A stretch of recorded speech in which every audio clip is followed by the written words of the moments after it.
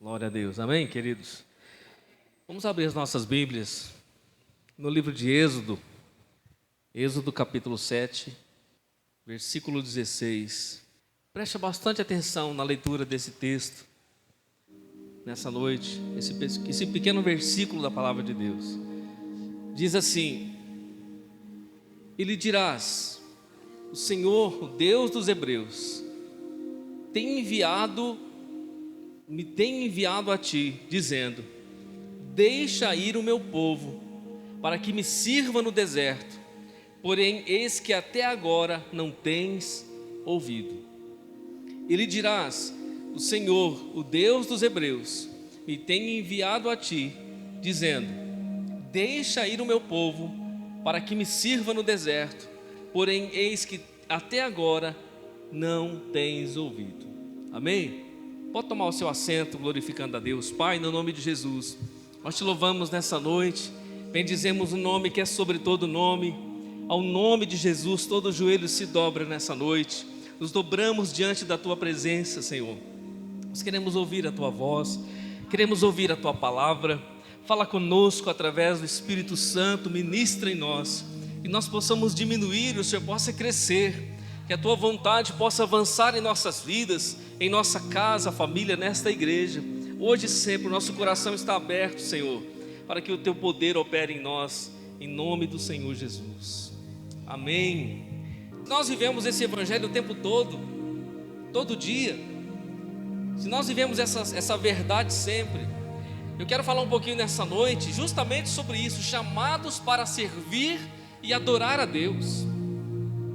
Você não está aqui nessa noite por acaso, você não entrou em uma igreja por acaso, porque Jesus chamou você em algum momento usando alguém, Ele foi e chamou você. A Bíblia diz que Ele nos amou primeiro, nós não o amamos, Ele nos amou primeiro. Ele foi lá e nos atraiu com o seu amor, e nos trouxe para a sua presença. E agora nós somos ovelhas do seu pasto, somos povo seu, somos propriedade de Deus. A Bíblia chega a dizer que nós fomos comprados por bom preço, pelo preço do sangue de Jesus derramado na cruz. Isso significa que nós temos um valor imenso, porque o próprio Cristo deu a sua vida para nos resgatar de volta para Deus. Eu li um texto aqui do Antigo Testamento, de Êxodo, no capítulo 7, versículo 16. Deus está levantando Moisés para fazer uma obra. Deus está levantando Moisés para libertar o seu povo do Egito. Lembre-se que lá em Abraão, Deus diz para Abraão: Abraão, eu vou fazer de você uma grande nação. De você eu farei uma grande nação. Será como a areia da praia, ninguém pode contar. Descendência física. Será como as estrelas do céu. Vê se você consegue contar. A descendência espiritual, não tem como contar. Mas os anos se passaram, irmão, até que essa nação constituída e escolhida através de Abraão, porque ouviu a voz de Deus. Abraão, Isaque e Jacó. Jacó teve os seus 12 filhos, que são as 12 tribos de Israel. Lembre-se, entre os filhos havia um chamado José, que era um filho amado de Jacó. E José, ele era um filho fiel, um filho temente a Deus, e obediente, fiel a Deus e ao seu pai. E José, irmão, era aquele tipo de filho X9 na família, que a gente fala X9, né? Dá uma ideia pejorativa, aquele dedo duro, aquele que aponta, que fala. É como se fosse o filho fofoqueiro na visão dos mentirosos, porque ele era o filho que honrava o pai, falava tudo para o pai, o que estava errado, o que estava certo, ele falava. Ele contava dos seus irmãos para o pai. E um dia os seus irmãos ficaram furiosos com ele, porque o pai o amava. O pai fez uma túnica para ele colorida, e tudo aquilo foi trazendo ódio no coração dos seus irmãos, até que os seus irmãos jogaram ele numa cova e o venderam como escravo para uma comitiva de ismaelitas que estavam indo para o Egito. Por fim, José foi parar no Egito, sendo vendido pelos ismaelitas para os egípcios, e ali Potifar comprou José, e José passou a ser escravo na casa de Potifar, um egípcio. E você conhece a história, até que Deus cumpriu os seus sonhos e o colocou lá como governador no Egito.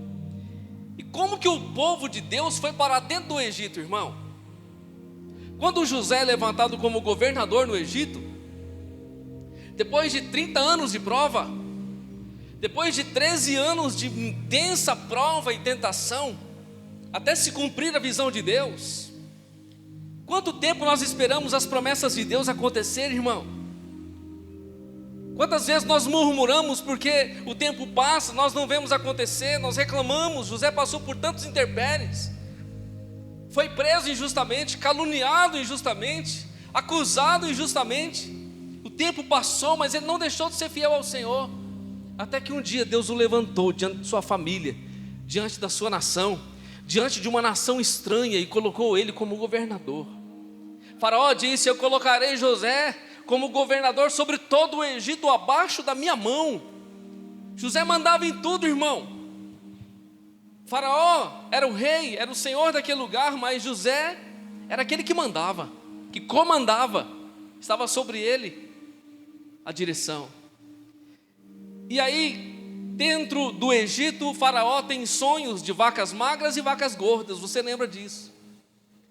José interpreta o sonho de Faraó, se cumpre aquele sonho.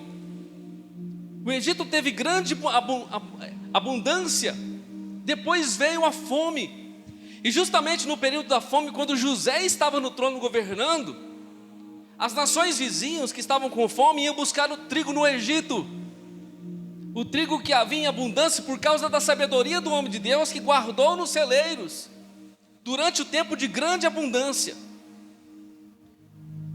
Então sabe quem foi no Egito, irmão? Os irmãos de José foram para comprar comida. Quando chegaram lá, se depararam com José, seu irmão, como governador no Egito. Estou contando essa história para entrar aqui onde eu quero, irmão, onde eu li aqui nessa noite. Até que por fim, Jacó foi ao Egito. Porque para Jacó, depois de tantos anos, a farsa dos seus irmãos, dizendo que tinha uma fera do campo matado José, sendo que isso não havia acontecido, os seus irmãos o traíram vendendo como escravo. Então Jacó se encontra com seu filho dentro do Egito, uma alegria muito grande. E por causa da fome, José, com autoridade, traz toda a sua família para dentro do Egito. E ali eles passam a viver dentro do Egito, e os anos se passam. Aquela família de Jacó, os seus filhos, entraram no Egito, dali não saíram mais. Se passaram 430 anos, mais de 4 séculos. A nação foi crescendo dentro do Egito. Eles tiveram que ficar separados dentro da terra do Egito, na terra de Gósen. E eles foram crescendo e se tornaram uma grande nação. Se cumpriu aquilo que Deus disse. No entanto, Israel estava cativa debaixo do Egito. Estava ali debaixo da servidão, na casa da servidão. Deus havia dito a Abraão: Abraão, sabe porém que a tua descendência será cativa em terra estranha. Mas irmão, Deus não criou eu, não criou você, não criou o homem para ser cativo em terra estranha. Deus não nos criou para sermos presos, cativos, manietados. Deus nos criou para sermos livres na sua presença, livres para adorar e servir ao Senhor, livres para ir e vir. Não fomos criados para sermos escravos de homens. Agora o seu povo estava cativo no Egito, e Deus levanta um libertador, uma promessa. Deus levanta um libertador, Moisés, que nascera dentro do próprio Egito, da família dos hebreus. O tempo passa e Moisés se revela, entende o seu chamado, até que Deus fala com ele um dia, que ele sai do Egito por ter matado um egípcio acidentalmente, defendendo um hebreu. Ele foge para a terra de Canaã. As 3 fases da vida de Moisés, nós sabemos que os primeiros 40 anos ele viveu no Egito, os segundos 40 anos ele viveu fora do Egito, e a terceira fase dos últimos 40 anos ele viveu com o povo no deserto. Na primeira fase, Deus permitiu que Moisés entendesse como era o Egito, conhecesse todas as situações do Egito, e o Egito entrou no seu coração. Mas o dia que ele reconheceu quem ele era e quem era o seu povo, que ele matou aquele egípcio porque afligia um dos seus patrícios, ele foge para o deserto. E num deserto de 40 anos, Deus tira o Egito do seu coração, Deus tira o Egito da sua mente, e Deus começa a tratar com Moisés no seu caráter e falar com ele. Um dia Moisés está apacentando o rebanho do seu sogro Jetro, e ele está ali com o rebanho, e ele chega perto do monte, ele vê uma sarça se queimando. Aquela sarça se queimava, mas ela não se consumia, e era espontânea a combustão da sarça no deserto, devido ao calor intenso. Mas Moisés para e percebe que aquela sarça está se queimando, mas ela não se acaba, não se consome. Então ele para com aquela visão e ele chega perto para olhar aquilo, porque é um tanto espantoso. E quando ele chega próximo à sarça, irmão, uma voz sai de dentro da sarça dizendo: Moisés, Moisés, tira as sandálias dos teus pés, porque a terra que você está pisando é uma terra santa. Moisés fica espantado ao ouvir aquela voz. O próprio Deus está ali falando com ele. O próprio Deus se manifesta naquele ambiente. Moisés se assusta com aquela voz. Então Moisés diz: quem é, Senhor? E Deus se revela para ele dizendo: Moisés, eu sou o Deus de Abraão, de Isaque e de Jacó. Moisés cai de joelhos, prostrados aos pés do Senhor. Ele entende que ele está falando com o Deus dos seus ancestrais. Moisés estava há 40 anos dentro do Egito. Tinha um Deus com cara de sapo, com cara de cachorro, com cara de cobra. Havia vários deuses no Egito, mas não se falava do Deus vivo, do Deus dos deuses. E naquele dia Moisés tem um encontro extraordinário com Deus eterno, o Criador, o Santo, aleluias, o Todo-Poderoso. Deus diz: Moisés, eu vou levar você, enviar você, para que você liberte o meu povo do Egito. Então nós sabemos a história. Deus fala com ele, toda aquela dinâmica. Moisés não quer, não deseja ir. Ele diz: eu sou pesado de língua, Senhor. Por fim Moisés vai, e começa todo um processo de falar com Faraó para libertar o povo. Moisés vai diante de Faraó e diz: deixa o meu povo ir. Deus mandou você deixar o povo ir. Agora Faraó, irmão, Faraó, ele era um tipo de Deus. Faraó, naquela época, ele era tido como um Deus diante do Egito. Faraó não recebia ordens, Faraó dava ordens. De repente chega um homem que nasceu dentro do Egito, um hebreu de hebreus, e começa a dar ordem, apontar o dedo no nariz de Faraó, dizendo: deixa o meu povo ir. Faraó ficou intrigado com aquilo, seu coração endurecia mediante aquelas palavras de Moisés. E eu li Êxodo capítulo 7, versículo 16: e lhe dirás, o Senhor dizendo a Moisés: o Senhor, o Deus dos hebreus, me tem enviado a ti, dizendo: deixa ir o meu povo, para que me sirva no deserto, porém eis que até agora não tens ouvido. Irmão, preste atenção, eu peguei esse versículo em 3 versões. A primeira, revista e corrigida, que está ali que nós lemos. A segunda versão é a NVT, nova versão transformadora, diz assim: então diga-lhe, o Senhor, o Deus dos hebreus, me enviou para lhe falar: deixe o meu povo sair para me adorar no deserto. Até agora você se recusa a ouvi-lo. E eu coloquei numa outra versão também, NVI, nova versão internacional: diga-lhe, o Senhor, o Deus dos hebreus, mandou-lhe dizer-lhe: deixe ir o meu povo para prestar-me culto no deserto. Preste atenção, irmão.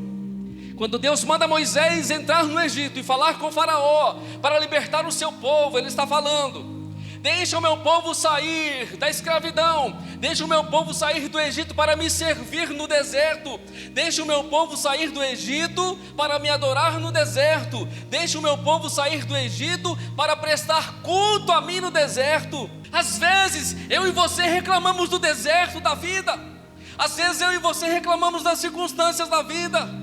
Deus estava tirando o seu povo da escravidão para adorá-lo no deserto, para servi-lo no deserto, para prestar culto no deserto. Deus estava chamando o seu povo para ser livres, para ser livre da escravidão do Egito. E você sabe, irmão, que Egito, para mim e para você, como igreja, na visão bíblica, Egito é mundo. Faraó é Satanás. E tudo isso fala de escravidão. Agora Jesus, no capítulo 8 de João, os fariseus trazem uma mulher pega no ato adulterando, e chegam diante de Cristo para interrogá-lo, para ver o que Jesus vai fazer. Senhor, essa mulher foi pega no próprio ato adulterando. A lei diz que nós devemos apedrejá-la. Aí Jesus se abaixa, irmão, escreve na terra. Ninguém sabe o que ele está escrevendo na terra, não está na Bíblia, só diz que ele se abaixou e começou a escrever na terra. Eu quero entender, na minha compreensão, isso não está na palavra, mas eu posso conjecturar dessa forma. Quando Jesus abaixa, ele está escrevendo condenação. Condenação, ele está sendo condenada pelos homens, julgada pelos homens. E os homens dizem: ela foi pega adulterando, ela precisa morrer de pedra. E Jesus se levanta e diz assim: quem dentre vós não tem pecado, que atire a primeira pedra. Jesus novamente se abaixa e começa a escrever na terra. E a Bíblia diz que cada um daqueles homens, com as suas pedras nas mãos, começavam a lançar as suas pedras fora e começavam a sair um após um. Ninguém teve capacidade, condição de atirar uma pedra naquela mulher, porque todos eram pecadores, porque todos tinham erro, porque todos tinham falha, porque possivelmente aqueles que acusavam aquela mulher de adultério eram os maiores adúlteros que estavam ali. Jesus se abaixa na terra e eu quero crer que ele está escrevendo absolvição, perdão. Jesus se levanta e diz: mulher, cadê os teus acusadores? Cadê os teus acusadores? Ninguém te condenou? Ninguém te condenou? Olha aqui, preste atenção, nem eu também te condeno. Se existe alguém que estava ali que poderia condená-la, julgá-la, era Jesus, mas ele não fez. Ele diz: ninguém te condenou, eu também não faço. Mas tem uma coisa, olha, vai e não peques mais. Jesus não deixa nada para trás, irmão. Está resolvido, você está perdoada. Mas olha só, vai e não faça mais isso. Não peques mais. Aproveite a graça de Deus, o amor de Deus, o favor de Deus que te alcançou, que te abraçou. O texto continua narrando. João capítulo 8, os judeus estão discutindo com Jesus. Quando chegamos no versículo 32, Jesus diz assim: conhecereis a verdade e a verdade vos libertará. Conhecereis a verdade vos libertará. Irmão, o que é a verdade? Para a sociedade moderna, pós-moderna, a verdade é algo diluído. Para alguns, as pessoas dizem assim hoje, a sociedade diz assim: eu faço a minha verdade, eu sou a minha própria verdade, eu construo a minha própria verdade, eu construo o meu próprio paradigma, o meu próprio jeito de ser, o jeito de viver, eu faço o que eu quero, do jeito que eu penso, e para mim isso é uma verdade, o restante para mim não importa. Agora preste atenção, Jesus disse: e conhecereis a verdade, e a verdade vos libertará. Primeiro Jesus disse: conhecereis a verdade. Depois ele disse: e a verdade vos libertará. Não existe libertação fora da verdade. Por isso que todos aqueles que estão na mentira continuam debaixo da escravidão. Por isso que todos aqueles que estão diante da mentira, do erro, do engano, continuam escravos de Satanás. Por isso João disse: o mundo jaz no maligno, perdido. Por quê? Porque está longe da verdade. Jesus disse: conhecereis a verdade vos libertará. Só a verdade liberta, irmão. Mais nada liberta. Só a verdade tira a culpa. Só a verdade perdoa, liberta. E quem que é a verdade? Você está pensando que a verdade é algo subjetivo? A verdade é Jesus. Jesus estava diante de Pilatos antes de ser crucificado. Pilatos interrogando Jesus. Pilatos disse: você é quem? Quem que você pensa que você é? Você está dizendo que você é rei? E Jesus disse: eu vim para dar testemunho da verdade.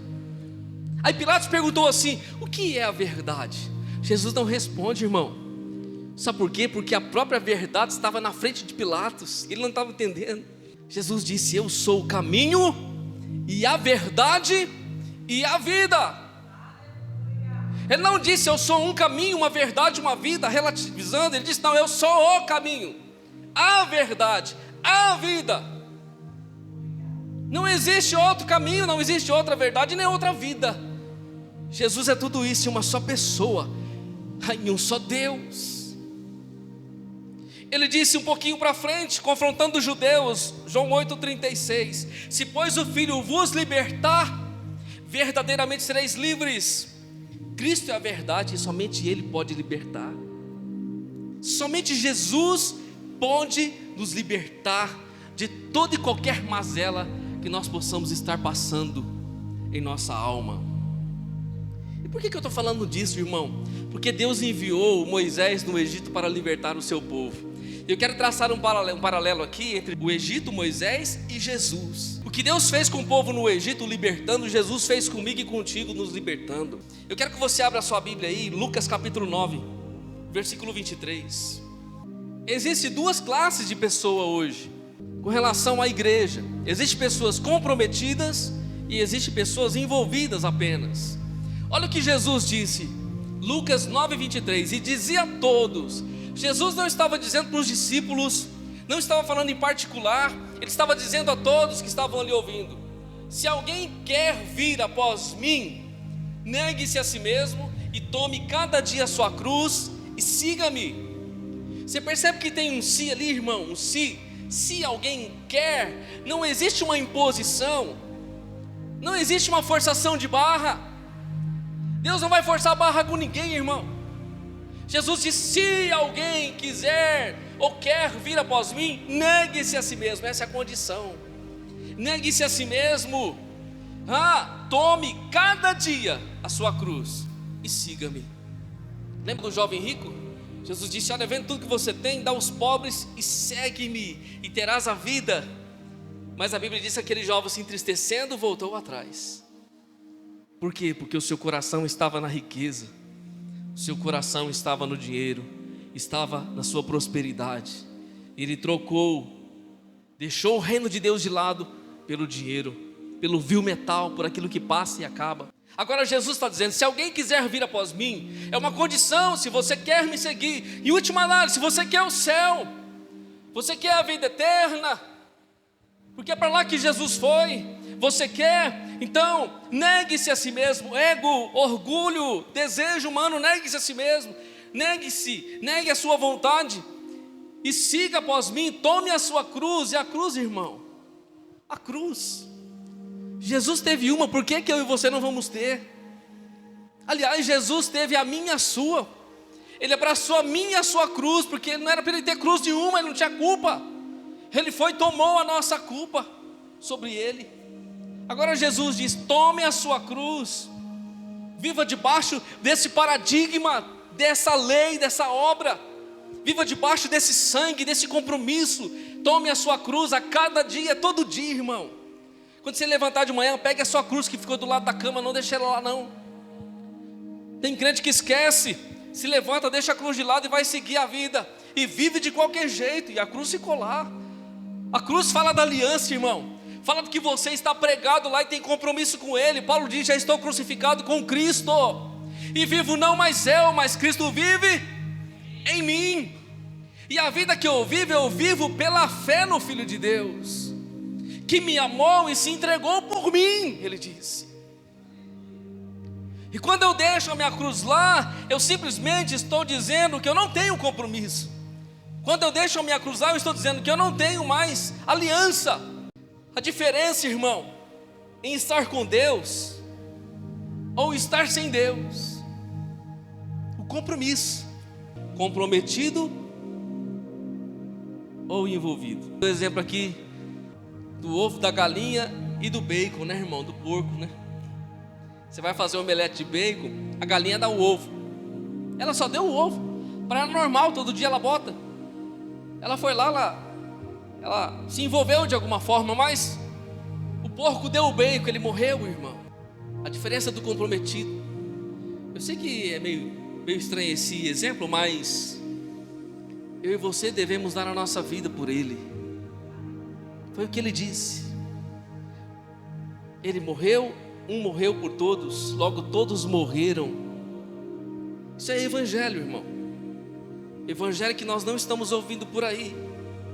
Tem muita gente só convencida, mas não convertida. Tem muita gente não comprometida, mas apenas envolvida. Você precisa olhar para você diante disso. Israel estava no Egito, debaixo de escravidão. E eu quero mencionar aqui as duas últimas pragas que Deus enviou no Egito. Foi a praga das trevas e a morte dos primogênitos. Quero relacionar isso com o próprio Jesus. Entre tantas idas e vindas de Moisés diante de Faraó, numa das suas idas, está em Êxodo 10, versículo 21 a 23, diz assim: Então disse o Senhor a Moisés: Estende a tua mão para o céu, e virão trevas sobre a terra do Egito, trevas que se apalpem. E Moisés estendeu a sua mão para o céu, e houve trevas espessas em toda a terra do Egito por 3 dias. Versículo 23: Não viu um ao outro, e ninguém se levantou do seu lugar por 3 dias. Mas todos os filhos de Israel tinham luz em suas habitações. A penúltima praga, a 9ª praga, Deus disse: Moisés, levanta o braço ao alto, levanta as suas mãos ao alto, e virão trevas sobre a terra do Egito. Irmão, na terra do Egito havia trevas densas, eram tão profundas as trevas, é como se ele sentisse o peso da escuridão. Era como se ele sentisse neles, no corpo, apertando a escuridão, como se pudesse apalpar aquelas trevas que caíram sobre o Egito. Tamanha escuridão que eles não conseguiam ver a sua mão à frente do seu rosto. Mas a Bíblia diz no mesmo texto, versículo 23, que na terra, um pouquinho do lado do Egito, na terra dos hebreus, havia luz. Havia luz. As trevas vieram para os egípcios como um castigo para libertar o povo de Israel. Você lembra, irmão, quando Jesus passa pela via dolorosa e ele vai ao Calvário? No Calvário ele é pregado na cruz, no Monte Caveira. Existe um ladrão à sua direita e um ladrão à sua esquerda. Jesus está pregado no meio, sofrendo por mim e por você. Até na cruz os homens estão dizendo: você não salvou os outros, salve a si mesmo. Até na cruz Jesus está dizendo: Pai, perdoa-os, eles não sabem o que estão fazendo. A Bíblia diz que ao meio-dia, do meio-dia às 3 da tarde, Jesus já pregado, porque Jesus foi crucificado às 9, mas do meio-dia às 3 da tarde houve trevas sobre a face da terra. Houve trevas sobre a face da terra. O Monte Caveira foi coberto por trevas espessas, do meio-dia às 3 da tarde. Agora, irmão, olha a semelhança. No Egito, a penúltima praga das trevas duraram 3 dias com trevas densas. No Calvário, Jesus, do meio-dia às 3 da tarde, 3 horas de trevas. Jesus sofreu do meio-dia às 3 da tarde, diante das trevas densas. Se não me engano, o pregador Charles Spurgeon disse que Deus colocou um véu na cruz, o véu representando as trevas, para que ninguém visse a nudez do seu filho. Porque ao contrário de que as imagens, as pinturas dizem que Jesus foi com uma tanga, com uma espécie de uma tanga para a cruz, ele foi nu. E do meio-dia às 3 da tarde, Jesus está recebendo os nossos pecados. Do meio-dia às 3 da tarde, Jesus está recebendo as nossas crises. Do meio-dia às 3 da tarde, Jesus está sofrendo inimaginável dor na sua alma. Todos os pecados do passado, presente e futuro estavam sendo lançados diante do Cordeiro de Deus. 3 horas de intensa agonia nas trevas, Jesus estava recebendo as nossas dores. O Egito passou por 3 dias de escuridão tensas. Jesus estava nas trevas dos nossos pecados para pagá-los na cruz por causa das nossas trevas, não da dele, porque ele não tinha. Ele era puro, imaculado e perfeito, mas recebeu as nossas trevas na cruz. Os nossos pecados estavam caindo sobre ele no Calvário durante aquelas 3 intensas horas de sofrimento. Lembre-se que perto das 3 da tarde Jesus disse: Deus meu, por que me desamparastes? Jesus vai falar isso em algum momento, irmão, da sua vida? Jesus fala em algum momento, sente desamparo de Deus em algum momento? Ele não sente, mas quando as trevas vêm, ele está perto de morrer, entregar o seu espírito, ele diz: Deus meu, por que me desamparastes? Porque foi naquela hora que a comunhão do Filho foi rompida por causa das trevas do nosso pecado. Nós quebramos a comunhão de Jesus com Deus por algum momento. O pecado da humanidade rompeu com aquela comunhão por algum momento. Jesus não ouviu a voz do Pai. Jesus estava clamando na cruz pelo Pai, não estava ouvindo a sua voz. Mateus 27:45, e desde a hora sexta, ou seja, desde o meio-dia, houve trevas sobre toda a face da terra. João 19:30, João diz: e quando Jesus tomou o vinagre já às 3 da tarde, disse: está consumado, inclinando a cabeça, entregou o Espírito. Jesus disse: está consumado. Essa palavra consumado no grego é tetelestai, significa está quitado, está pago, está consumado. Jesus pagou o preço e venceu. Aleluias! Jesus enfrentou as trevas por mim e por você. Irmão, se as trevas foram lançadas no Egito para que o Egito libertasse Israel, as trevas vieram sobre Jesus para que eu e você também fôssemos libertos. Aleluias! Jesus nos transportou das trevas para a sua luz, recebendo trevas na cruz. Efésios 5,8 diz: porque no outro tempo eres trevas, mas agora sois luz do Senhor, andai como filhos da luz. E essa é a nossa condição hoje, irmão, andar como filhos da luz. Colossenses 1,13: Ele nos tirou da potestade das trevas e nos transportou para o reino do Filho do seu amor. Jesus, ainda caminhando com os discípulos, João 8,12, ele diz: falou-lhes, pois, Jesus outra vez, dizendo: eu sou a luz do mundo. Eu sou a luz do mundo, quem me segue não andará em trevas, mas terá a luz da vida. Jesus disse: eu sou a luz, quem me segue não andará em trevas. Irmão, o mundo jaz no maligno, o mundo jaz em trevas, o mundo é um mundo tenebroso, diz a Bíblia. Jesus disse: eu sou a luz que vim ao mundo para que todo aquele que crê em mim não pereça nas trevas. Não pereça nas trevas. João capítulo 8, quando você lê João capítulo 8, que é o capítulo 3, melhor dizendo, que fala do versículo áureo da Bíblia, que fala que Deus amou o mundo de tal maneira que deu seu Filho. Quando nós chegamos no versículo 18, 19 em diante, diz que os homens amaram mais as trevas do que a luz, porque as suas obras eram más. Irmão, está falando de amar as trevas, ele está falando. Os homens amaram as trevas e rejeitaram a luz, porque as suas obras eram obras más. Rejeitaram o Filho de Deus, rejeitaram a graça abundante. A escuridão foi sobre Cristo, mas Jesus venceu por mim e por você, venceu pela humanidade, que recusa vez após vez ouvir a voz do Senhor. Que bom que nós estamos aqui ouvindo essas verdades nessa noite. Que bom que o Senhor nos chamou e nós abrimos o nosso coração para ouvir essas verdades nessa noite.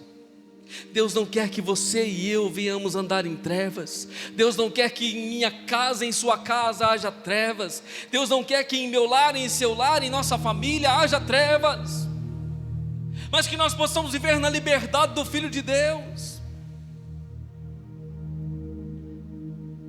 3 dias de trevas no Egito. O faraó se recusa a deixar Israel sair. Agora Deus diz: Moisés, vai a ele, porque eu vou matar todos os primogênitos do Egito, desde do filho de Faraó, dos servos e até dos animais, e até aqueles que estiverem presos. Só que Deus dá uma instrução para Moisés. Diz: Moisés, vocês vão pegar um cordeiro, um cabrito, sem mácula, sem mancha. Vocês vão imolá-lo, vocês vão fazer um momento familiar, vocês vão comer essa ceia, essa Páscoa. Vocês vão comer pão asmo, sem fermento, vocês vão comer ervas amargas, porque isso vai trazer uma lembrança em vocês daquilo que eu estou fazendo nesse momento. Primeira coisa, vocês vão pegar um cordeiro, vocês vão matar o cordeiro, e vocês vão pegar o sangue dele e vão passar no umbral da porta da casa de vocês, e vocês vão entrar para dentro de casa, e vocês vão assar o cordeiro, e vocês em família, vocês vão comer o cordeiro em alegria, mas também entendendo o que Deus está fazendo, com contrição no coração, das verdades que estão vindo sobre vocês, e da libertação que está vindo sobre a casa de vocês. E assim Moisés instruiu o povo. Eles mataram o cordeiro, passaram o sangue sobre o umbral da porta e entraram dentro das suas casas. E a última praga, o anjo veio para matar todos os primogênitos do Egito. Irmão, à meia-noite a Bíblia diz que o anjo veio e começou a exterminar os primogênitos que haviam na terra do Egito, mas na casa dos israelitas que havia o sangue no umbral das portas, ele não entrava, porque aquela casa tinha aliança com Deus. Um cordeiro foi morto para que aquela casa pudesse ser justificada e ter comunhão com o seu Senhor. Deixa eu perguntar para você nessa noite: o sangue de Jesus está sobre a sua casa? O sangue de Jesus está sobre os umbrais da sua casa? Porque se no Egito o sangue de um animal protegeu a casa da morte, do destruidor, muito mais o sangue do Filho de Deus, que foi derramado na cruz do Calvário, nos purifica de todo o pecado. O sangue de Jesus que nos protege, que nos abençoa e que nos salva. Aleluias. O cordeiro foi morto, o sangue foi passado sobre o umbral, e o sangue fala da proteção. Preste atenção, irmão, o sangue estava do lado de fora, o mal não podia entrar. O mal não podia entrar, porque a proteção estava ali, o sangue da proteção. E o que estava acontecendo dentro da casa? Comunhão com o cordeiro. Eles estavam comendo cordeiro, eles estavam se alimentando do cordeiro. O que era aquilo? Aquilo era a Páscoa. Deus estava passando pelo Egito, e ali estava sendo estabelecida a Páscoa do Senhor, a comunhão, a mesa de Deus. O que é a Páscoa para mim e para você, irmão? Não é mais Páscoa, para mim e para você é a ceia do Senhor. A ceia que nós celebramos todo mês aqui. Colocamos a mesa, comemos do pão, bebemos do suco, participamos da mesa do Senhor. Esse é um símbolo da eternidade. Mas mais do que isso, a mesa do Senhor é lá na sua casa. A mesa do Senhor é lá no seu coração, na sua família. Eles fecharam a porta, o sangue estava de fora, a aliança era evidente. Todo mundo sabia que naquela casa tinha Deus. Todo mundo sabia que naquela casa que tinha o sangue tinha proteção. Todo mundo sabia que naquela casa tinha crente, tinha alguém que servia ao Senhor. E quando olhava para o outro lado, via outra porta que não tinha o sangue. Essa casa está desprotegida, a morte vai entrar nessa casa e vai levar o primogênito. Por isso eu perguntei para você nessa noite: o sangue está sobre a tua casa? O sangue do Cordeiro de Deus? Eles estavam dentro de casa se alimentando do Cordeiro. Como que nós nos alimentamos do Cordeiro, irmão? Como eu disse aqui na ceia, Jesus disse: aquele que não come da minha carne e aquele que não bebe do meu sangue não tem parte comigo. É muito forte isso, irmão. Nos alimentamos dele, espiritualmente dizendo. Lá no Egito eles estavam comendo literalmente a carne do cordeiro assado. Mas eu e você temos o sangue sobre a nossa vida, o sangue que nos faz entrar no Santo dos Santos, o sangue que nos faz entrar diante da presença de Deus eterno para adorar. O sangue de Jesus. Primogênito morreu no Egito. Preste atenção, irmão. A Bíblia diz que Jesus é o primogênito de toda a criação. Ele é o unigênito do Pai. Ele é o único filho, o Filho de Deus, o único Filho de Deus. Mas a Bíblia também diz que Ele é o primogênito de toda a criação. E qual que é a diferença entre unigênito e primogênito? Unigênito é que Ele é o único filho, único da essência do Pai. Ele é Deus. Mas quando a Bíblia chama de primogênito, Ele é o primeiro da criação. Não como criação, primogênito, porque Ele morreu e ressuscitou primeiro que todos. Ele é o primeiro na sua ressurreição. Ele é o primeiro em posição. Ele é o único, Ele é o eterno, Ele é o criador de tudo, está acima de toda a criação. Ele é o primogênito de todas as coisas. Preste atenção, Jesus está indo à cruz como primogênito de Deus e está morrendo. Deixa eu lembrar para você, irmão, lá atrás Deus chamou Abraão, fez promessa, passaram-se 25 anos, Abraão teve um filho. Quando Abraão tem o seu filho da herança, com a sua própria esposa, Sara, Deus pede para ele: me dá o seu filho, imola ele lá no Monte Moriá para mim. Abraão sai quietinho, irmão, não fala nada para sua esposa. Caminha 3 dias de viagem, vai até o Monte Moriá, sobe no monte, deixa os servos embaixo. Quando ele está subindo, o filho diz: pai, cadê o cordeiro? Abraão diz: meu filho, Deus proverá para si o cordeiro. E ele sobe junto com Isaac e prepara o altar.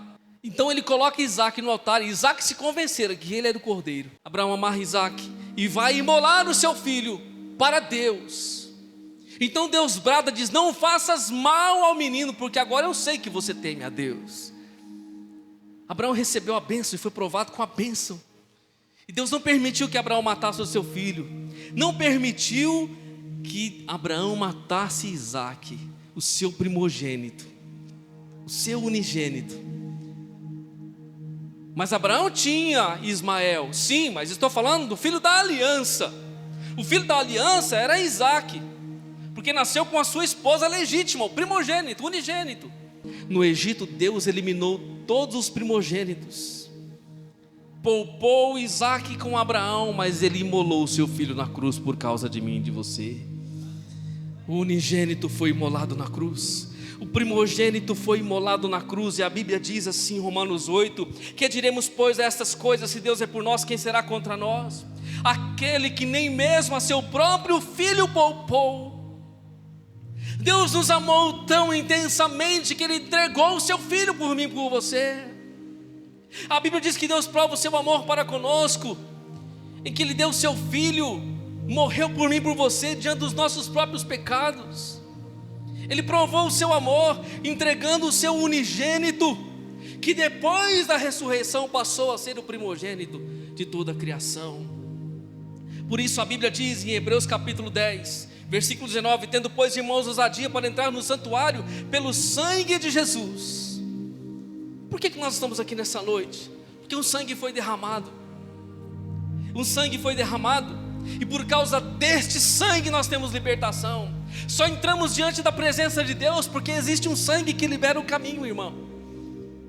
Lembre-se quando Jesus brada na cruz: Pai, em tuas mãos entrego o meu espírito. O véu lá dentro do templo, uma cortina espessa, alta, ela é rasgada de alto a baixo, sem a ação de mãos. Quando Jesus brada na cruz, o véu se rasga de alto a baixo. Então eu entendo que o caminho foi aberto para a glória de Deus. E como que o caminho foi aberto, irmão? Pelo sangue do Cordeiro. Por isso eu perguntei para você: tem sangue de Jesus na sua vida? Tem o sangue de Jesus na sua casa? Tem o sangue de Jesus sobre a porta da tua casa? Aleluia! Se tem sangue de Jesus sobre a sua vida, você tem acesso a Deus, você tem acesso ao Santo dos Santos, e eu e você temos o perdão dos nossos pecados. Glória a Deus, aleluias. 1 João 1,7 diz assim: mas se andarmos na luz, como Ele na luz está, temos comunhão uns com os outros, e o sangue de Jesus Cristo, seu Filho, nos purifica de todo o pecado. Você está vendo aqui, irmão?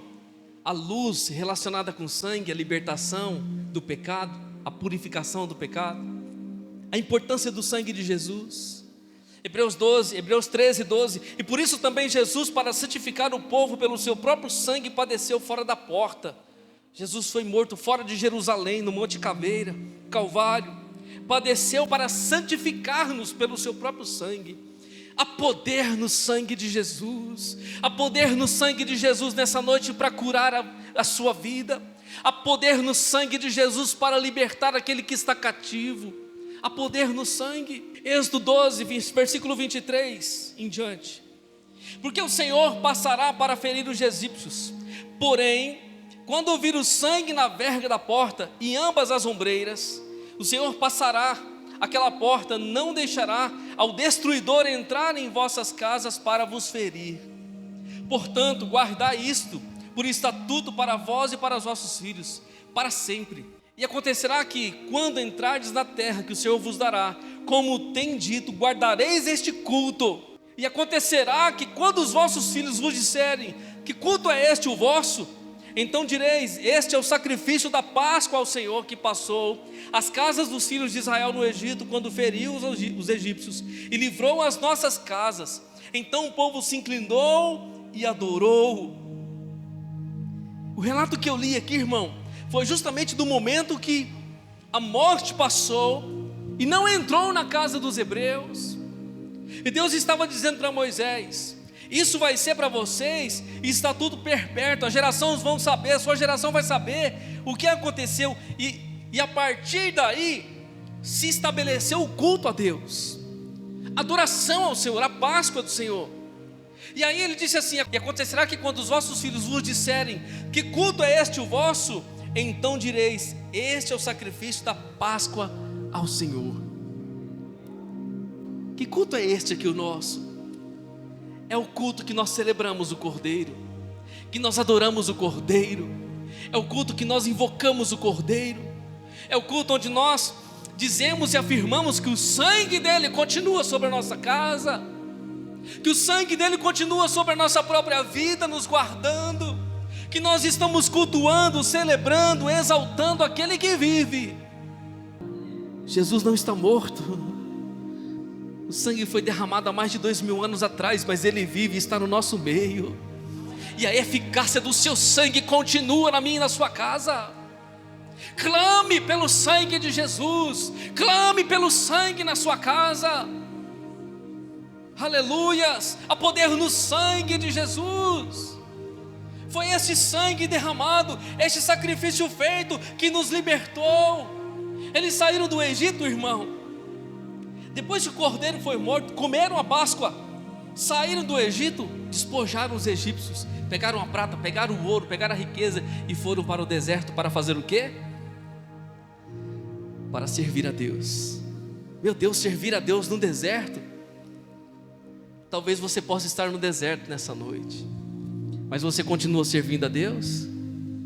Talvez você possa estar no deserto nessa noite, mas você continua adorando a Deus?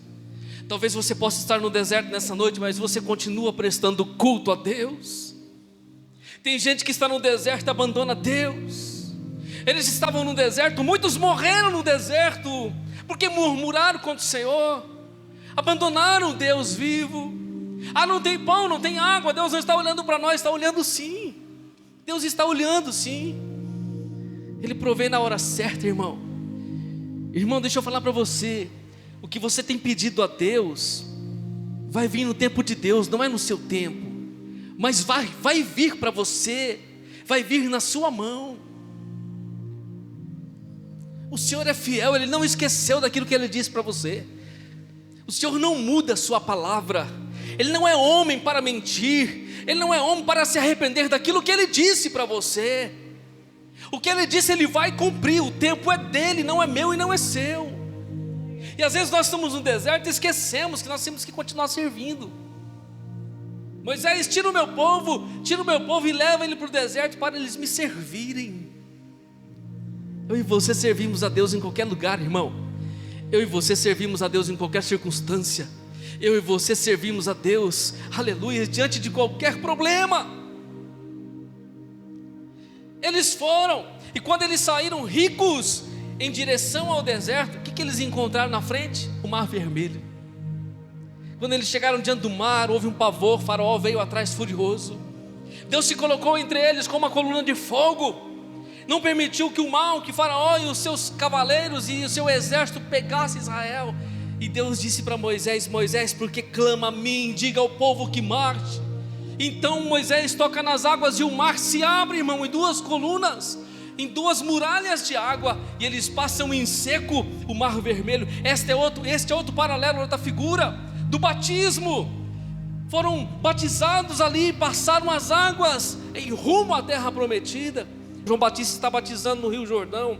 De repente Jesus vem vindo e João aponta para ele: este é o Cordeiro de Deus que tira o pecado do mundo. Jesus vem e ele desce no Jordão e João batiza. Jesus sai do Jordão, pisa na terra. Se você ler Mateus capítulo 4 versículo 17, se não me engano, a Bíblia diz que Jesus é conduzido pelo Espírito ao deserto. Jesus é conduzido ao deserto para ser tentado pelo diabo. O povo sai livre do Egito, passa pelo mar, que representa o batismo, e entra no deserto para ter uma aliança com Deus. Jesus passa pelas águas do batismo, sem necessidade de batizar, porque ele não tinha pecado, ele não precisava se arrepender, mas em tudo ele foi um exemplo para mim e para você. Ele sai do batismo e vai para o deserto, para ser tentado pelo diabo. Tudo que está acontecendo de libertação no Egito, está acontecendo de libertação para mim e para você, através de Cristo na cruz, através das obras de Jesus. Eles passam pelo mar, Jesus também passa pelo Rio Jordão e cumpre a sua missão. Em suma, o que eu quero dizer para você nessa noite, irmão, que você está aqui liberto, ou num processo de libertação. Você pensa assim: Deus está me libertando de algum pecado, de alguma situação. E você pensa assim: Deus está me libertando só para eu ficar livre, isso é uma bênção, glória a Deus, agora eu estou bem. Não, Deus não está libertando você só para isso. Deus está libertando você para você servi-lo, para você adorá-lo, para você ser diferente, para você seguir o caminho do Senhor. Deus estava libertando o seu povo para segui-lo e adorá-lo e fazer a diferença na terra. Você percebeu, irmão? Hoje tem muita gente que diz que está seguindo e servindo, mas não é liberto, não se permite a libertação, ou mesmo não deseja a libertação. Deus está dizendo assim para Faraó, assim como ele diz para o diabo: deixa o meu povo ir, porque você não tem poder sobre o meu povo, você não tem autonomia sobre o meu povo. Deus está sobre as nossas vidas, querido, nessa noite. Eu e você estamos debaixo das mãos do Senhor nessa noite. Olha só o que diz esse texto, Malaquias capítulo 3. Então vereis outra vez a diferença entre o justo e o ímpio, entre o que serve a Deus e o que não serve. É muito forte falar isso, irmão, mas ouça, entenda que existe uma verdade: quem não serve, não serve. Então vereis outra vez a diferença entre o justo e o ímpio, entre o que serve e o que não serve. O que Deus está falando de diferença daquele que serve e daquele que não serve é muito claro. Somos livres para servir. Até parece estranho isso, como que eu sou livre e depois eu tenho que ser servo? Nós somos servos livres. Jesus nos fez servos livres. Alguém diz assim: eu posso viver do jeito que eu quero, eu posso fazer tudo aquilo que eu quero, eu sou livre, ninguém pode me impedir de nada. Eu posso, se eu quiser me drogar, eu me drogo, me prostituir, eu me prostituo, fazer o que eu quero, eu sou livre. Não é livre, continua preso. Porque se eu e você dizemos que somos livres para fazer uma vontade pervertida, nós somos presos. Só é livre quem pode escolher o que é bom para a sua vida mediante aquilo que a palavra de Deus diz. Só é livre quem pode servir a Deus em liberdade e escolher o que é bom para a sua alma e para o seu espírito. Só é livre quem de fato tem uma aliança com Jesus e o sangue está sobre a sua vida. Aleluias, aleluias. Eu pergunto para você nessa noite, irmão: você é livre para servir e para adorar? Você é livre para servir e para adorar? Ele nos amou primeiro. Levante a tua cabeça nessa noite. Se você nessa noite precisa de libertação, o libertador está aqui. O libertador está aqui. Coloque o seu coração diante dele. Coloque as suas impossibilidades diante dele. Coloque os seus impossíveis diante dele. Coloque aquilo que te prende. E você ouviu aqui a palavra de Deus. Jesus disse: conhecereis a verdade, estamos diante da verdade, e a verdade vos libertará. Deus quer libertar você dessa situação. Amém?